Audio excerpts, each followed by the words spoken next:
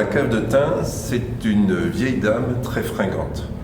Vieille dame parce qu'on a 83 ans, attachée à ce territoire, créée en 1933 et ne produisant que les raisins de ses adhérents, c'est-à-dire des raisins locaux. Pas de négoce, pas de choses comme cela, que les produits de nos producteurs, de notre propre production, puisqu'on est aussi exploitant. Donc très ancienne, 1933, elle représente en gros un bon tiers de tous les Côtes-du-Rhône du Nord, et très fringante parce qu'elle est extrêmement dynamique, avec beaucoup de succès, que ce soit des compagnies genre Emirates ou des revues comme le Finest Wine of the World ou des choses comme cela. La presse nous suit, les clients nous suivent, le développement est évident et nous avons énormément investi pour aider cette montée, cette reconnaissance internationale.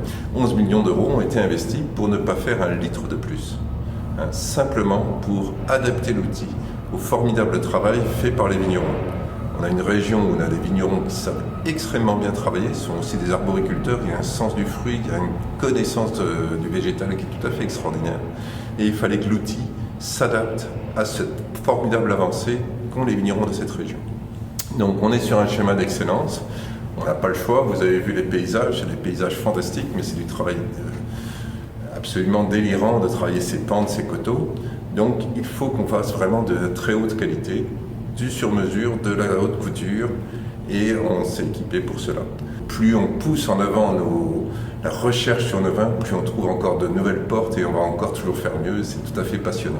La cave de thym, elle est très clairement au centre des Côtes-du-Rhône septentrionales. Les Côtes-du-Rhône septentrionales sont très tournées vers le nord.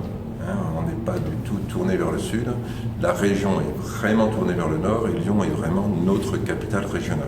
Nous avons une région qui est bien présente et qui, j'espère, saura mettre en avant, continuera à mettre en avant les vins très haut de gamme qui savent être produits dans cette région. Un dernier point, nous avons développé tous ces derniers temps une société de no-tourisme qui s'appelle Terre de Syrah, qui a eu le statut de réceptif. Donc on a le droit d'organiser des voyages et de recevoir des organisations de voyage. Et donc toute cette démarche de faire connaître la région à la région, c'est essentiel. C'est peut-être ça, s'il y a vraiment que les gens déjà soient fiers de leur patrimoine, de leur région. On voit des Coréens qui arrivent, des Chinois, des Américains. Tout ça, lorsqu'une région est fière de sa région, ça attire le peuple. Le commerce attire le commerce, la fierté attire les touristes, il n'y a pas de secret.